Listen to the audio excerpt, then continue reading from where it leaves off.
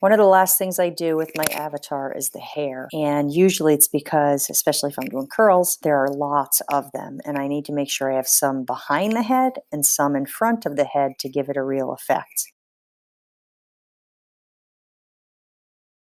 As you can see here, the arms are up, but there's still hair behind it.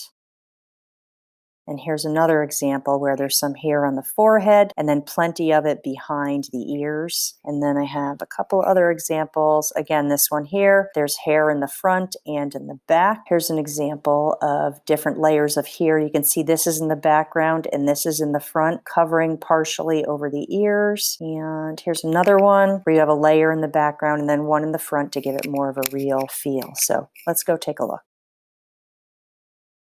You could simply just grab a simple shape like a trapezoid. This wouldn't be the most exciting hair, but I can make it cover my character. I can use this to change the way that looks. And maybe this is going to be brown hair, and I'm going to send it to the back. I wouldn't be done at this point. Keeping with that color, now maybe I'll grab my polyline tool, and I'm going to go around the top part. And then what I'm most interested in here is bangs. So you decide how your bangs are going to look and just close off that shape. Grab the color you want, use the paint format tool, and change the color. So there's one hairstyle. I'm going to move that out of the way. You might want to use the curve tool. I'm going to go around the top of the head. Maybe this person's going to have really long hair.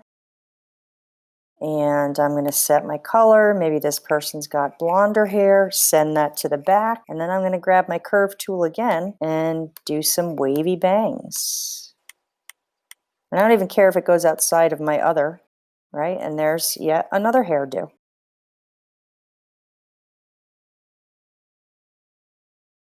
Another thing you can do is start with the polyline tool. And again, starting with your background. Depends on how long you want your hair to be. Close that shape, give it a color, go with burgundy this time, and send that to the back. And then continuing with my polyline tool, I'm going to make some zigzag bangs. And you could make as many of these as you want to.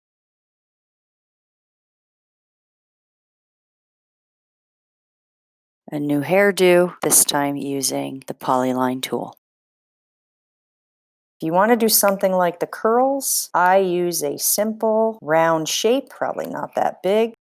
And I'm going to work on this off to the side. I like to use the gradient tool and find some browns or hues that might be natural colors. And then I'm just going to copy and paste that a whole bunch of times. And now I need to try to get the shape of my person as I do this. And I don't want them to be, I want to move them around so there isn't a set pattern to it. And I'm just going to highlight those and I'm going to copy and paste them. Maybe I'll spin this one around. I don't know.